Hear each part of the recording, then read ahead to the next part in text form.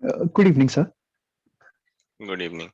So during the interview, it might feel that I am not listening to you. I might be taking notes, but you don't mind. You please go on with your answers. And so I hope that you and your family are safe in this pandemic.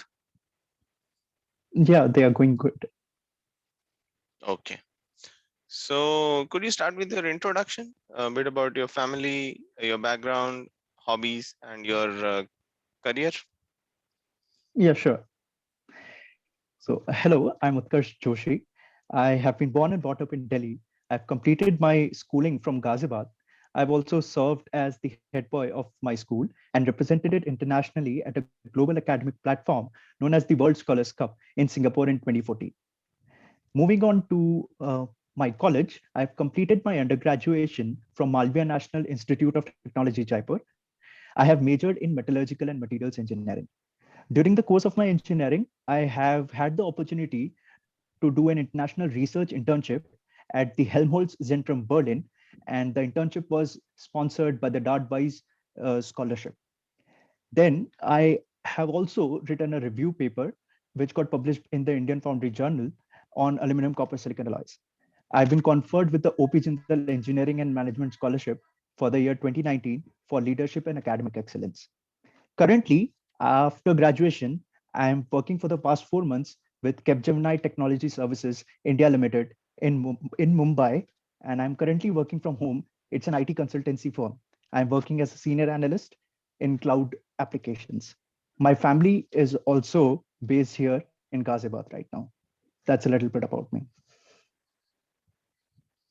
All right. So I see that you have a research inclination since you have, a publication by your side and a scholarship, from DAD. Why MBA? Why not make your career in the technology side? Okay, so I would say there are uh, two reasons. Basically, number one, why not technical side? And number two, why MBA? So I'll first go with why not technical side or research side for that matter. I actually want to use my communication skills. I actually want to use teamwork. I actually want to use leadership qualities in the work that I do, which I got lesser opportunities while I was exploring the field of research and development. I had an inclination towards science, but I do not feel that much of these skills being used in research and development. Also, why MBA? It comes from three reasons. First of all, during my higher HSC and SSC years in school, I have been engaged completely in communication skills and leadership skills driven activities as such. So I had always this thing in my mind to pursue something like education and management further after my undergraduation. Then during my college years also, I have been engaged with international material science organizations in organizing various seminars for schools and college going students for encouraging them towards STEM subjects as such. And I have also had an inclination towards management due to my family background. My father has been in administration in defense services for 25 years, and after his retirement, he has worked in the HR department for past 13 years in Eschan Publishing. So our family atmosphere has always been inclined towards management and administration as such. So these are few reasons why not technical and why MBA. What I'm able to pick up is that people on the technical side do not possess good communication skills and teamwork. Is it so? No, they do, but those skills are not that much used at that field, and I would want that to be used because I feel that those are my strengths, and I feel satisfaction when those skills are used. So that is more used in management work. So that's why I want to gain the knowledge and skills by going through this program and serving in the business sector. All right. All right, Utkarsh. Are you a hardworking person? Yes, I would say that. Okay. So I believe that you have prepared well for this interview. Yeah, I have tried my best Okay, to prepare and to learn also. all right. Can you tell me three major distinctive points or points of consideration for the current budget 2021? Okay, so I'll begin with the most talked about point. Number one, agricultural and infrastructural cess that the center has imposed on diesel, cooking oil, and petroleum. So that is number one, which has seen a lot of uproar by the public against it. Number two is, I would say, the disinvestment that the government has projected 1.74 lakh crores to get from four banks and two public sector enterprises known as BPCL and Air India. And banks include Bank of Maharashtra, Bank of India, Central Bank of India, and Indian Overseas Bank. Number three, uh, uh, the top takeaway from the budget, uh, I would say, would be mm,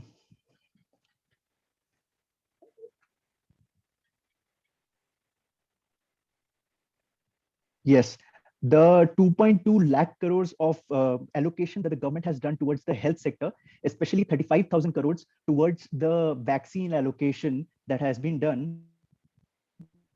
And it has seen a great increase from the last year's budgets due to the coronavirus scenario that we all had, which shook up all the health sector of India as such. And we are getting we are having a takeaway and learning from that. So that is the third major point for the budget, I would say. Can you explain what is a PPP, public private partnership?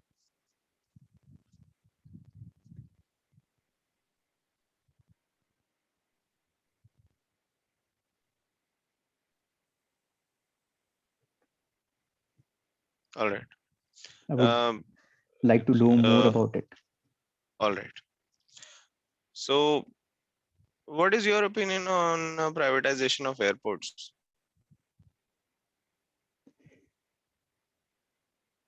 Privatization of airports, I would say that I'm in favor of privatization of airports, but there should be a regulatory government body which should be there for that. So I am in favor of privatization, but Tell not me, tell complete me, tell privatization me, of airports as tell such. me very, very, very distinctively, three, maybe two advantages of privatization of airports and two disadvantages.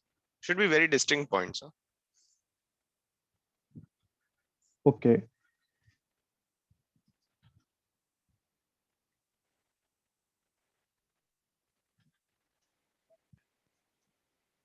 It would give an opportunity for the private sectors or the non-government players to actually play a crucial role and get advantage as such from the privatization. So I would say an opportunity for the private sector.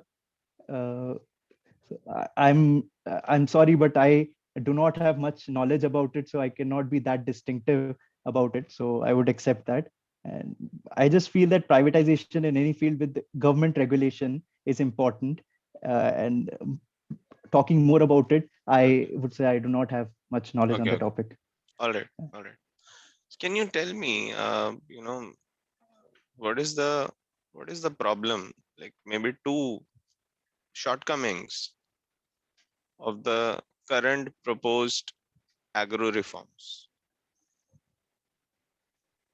Okay, so one shortcoming is the Essential Commodities Act, in which the government has removed the limitation on the storage of some of these commodities, like edible oil seeds and potatoes, onions. And the disadvantage is that if the storage capacity is not defined, then the private players can store these commodities for a longer duration, and therefore they have the power to control the prices of it. So it can create a monopoly as such in market. which is not, which won't be a good thing, in my opinion. So that is one disadvantage. And second is the dispute redressal system in the second this act, which is known as the Farmers Agreement on Price Assurance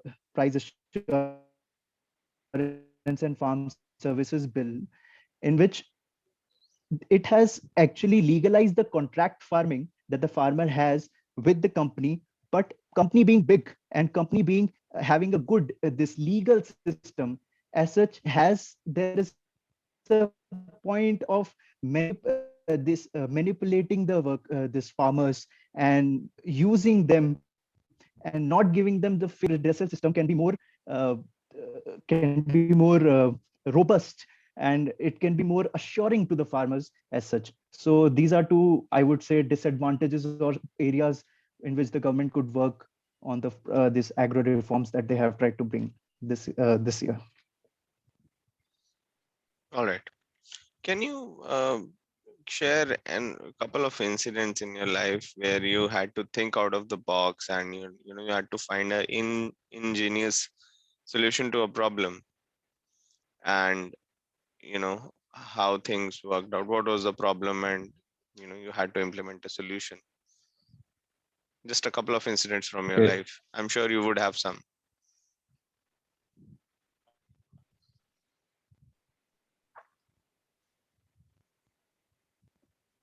Okay. So one that I remember is during my term when I was writing the research paper, which got published, was the development in automobiles and their structure, wherein steel was being used. And if we use aluminum, copper, silicon, cast alloys, the weight is reduced, and so is the performance increased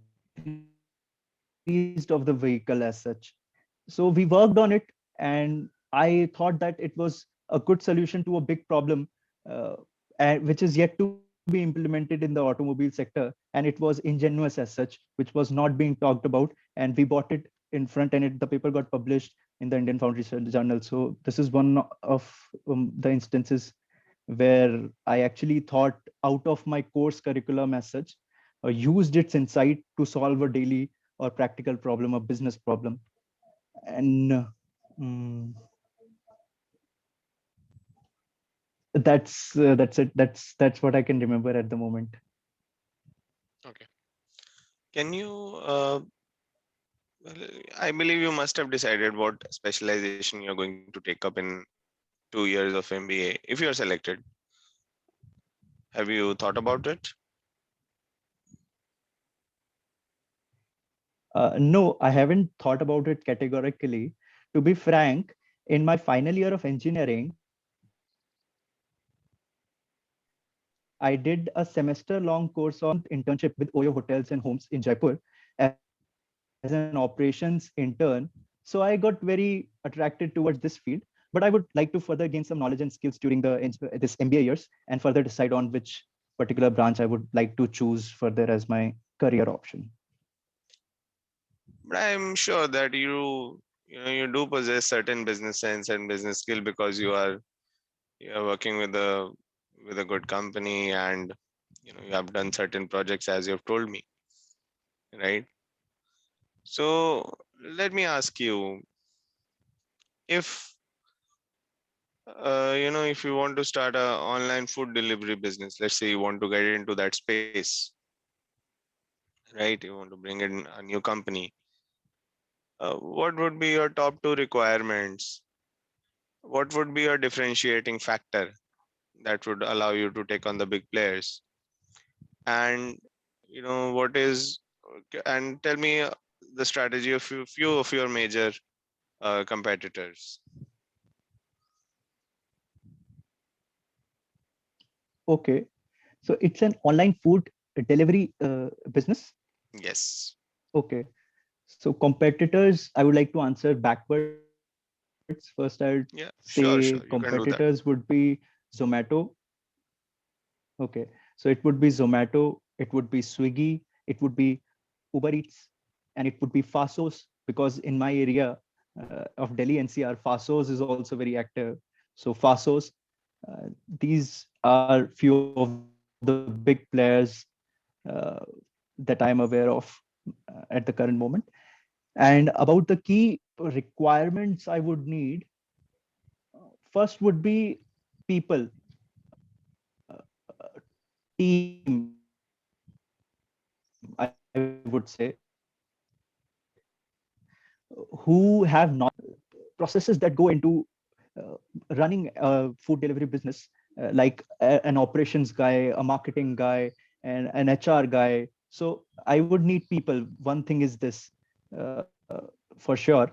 And second, I would say,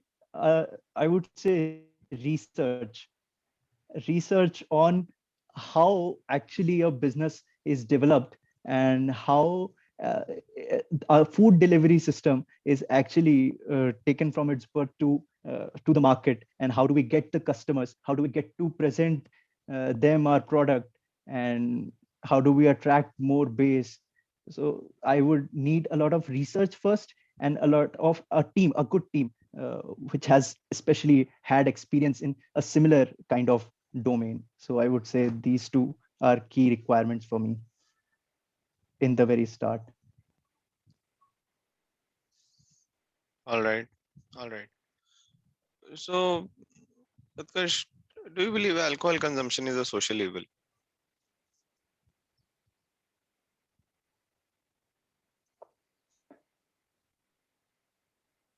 Alcohol consumption,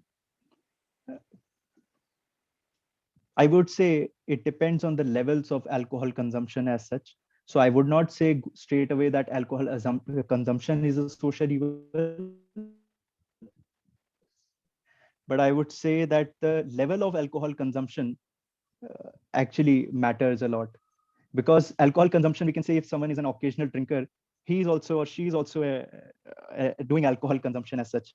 And someone who is who takes it daily in large amounts is also an alcohol consumer. So the act of alcohol consumption, I wouldn't say it's a social evil, but the levels of alcohol consumption while we are saying this, uh, while we are talking about this, actually matter.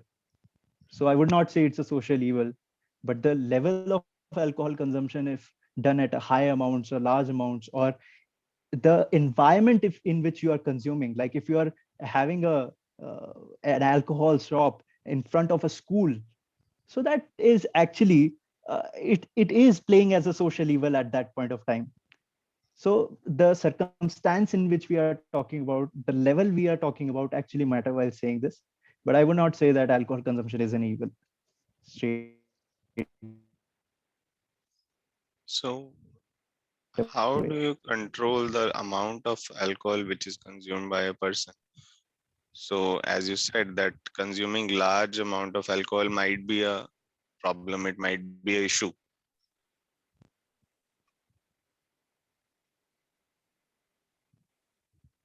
Hello. Yeah, am I audible? Was I audible? No. Okay, okay, I'll repeat that question. I'm saying that, I lost you in between due to network problem. all right, I'm saying that as you said, that large amount of alcohol consumption is bad or it can be an issue. So, how do you control the amount of alcohol consumed by somebody? Can you? Yes, I feel that in such acts which we consider as social evils, education is of prime importance. So these things begin in the formative years. The experiences, the learning that are actually given to the children should be in such a direction, because so I feel that if you actually devise the education system in a good manner, so that actually plays a very important role in curbing these social evils as such. So I would say yes, they can be controlled, and yes, a robust What about education system can limiting? contribute to it. What about limiting the access to the public? What about having less number of shops? What about There are, yeah, high so there are, duties, mhm, high taxes and yeah, high duties on yeah, I alcohol? understand. Yeah. Okay. So at this point, it is very important to understand that these measures can be taken, but there are dry states as such, like Bihar. And I was reading about an incident the other day in the Hindu about uh, the illegal import and export that takes place across these Nepal borders and these other state borders, Jharkhand and Bihar borders, of alcohol. So if people have to do it, they find out ways by crossing the law also to do it. So I feel the problem is fundamental rather than changing the external parameters like tariffs and all. That is very much appreciated for a, let's say, a short term or to control for a short time. But if we want a long term solution, there is a reform in education that is required for that. And new education policy that has recently come in July 2020 is a big step towards it, where there is a lot of focus on moral development of these children who are in their formative years, that is 0 to 8 years. So that's why said that point. All right, Utkarsh. All right. So let's conclude the interview. It's feedback time. So positives, there has been a certain level of confidence and flow, which I like, and but that business sense is not coming from you. There is a lot of pragmatic and practical view is there, but I'm not able to get that business terms, that that management sort of answers which I would expect from somebody who is appearing for a B school interview, right? I tried to get that Okay. out of you through multiple situations, but you have been giving me very layman answers. So that is something which I believe has been lacking. You don't know about triple P, that's fine, but when I asked about privatization of airports, you completely gave up. That's not what you do. You take some time and then you answer. Okay, because Okay. privatization is not something which you cannot understand. I refuse to believe that. Okay, so but you still that giving up on your answers is something which is absolutely not a good sign for an interview. Okay, you never say no, Okay. that I don't know about this, or like if it is something very specific, like I asked about triple P, you said that you don't know about it, it's fine. But when I ask something that your own opinion about privatization and how will it help, or how will it will not help, if you don't know already about it, you should read about it, man. That's straight as that. Okay, so when you Okay. spoke about aluminum, copper, silicon alloys, you never spoke about the costing of it. How will it affect the automobile industry? It might be, why is it good? You said that yes, it is good, and I highlighted that through my paper, but you never told me why it is good. I Okay. assuming that I'm a person who doesn't know about these kind of things. Okay, and then when I asked you about the case where you want to launch an online food delivery business, you never told me what would be the Hmm. differentiating factor. I asked three questions from to you in that set. So you totally forgot about the crucial question of differentiating factor, right? And the top two Hmm. requirements which are there, people and research, large amount of money to burn is something which you completely missed out, because in a saturated market where there are already large players, you need a lot of capital. Okay, and a big differentiating Okay. factor. Apart from that, yeah, so never say that that in non-technical, in technical fields, communication skills and teamwork are something which are less required. You never say uh, things about other professions. Okay, because communication skills and teamwork are required in every profession, whether it is technical Okay. or whether it is MBA. You develop a different thought process. Okay, work on this line of answering, that why do you want to go for MBA.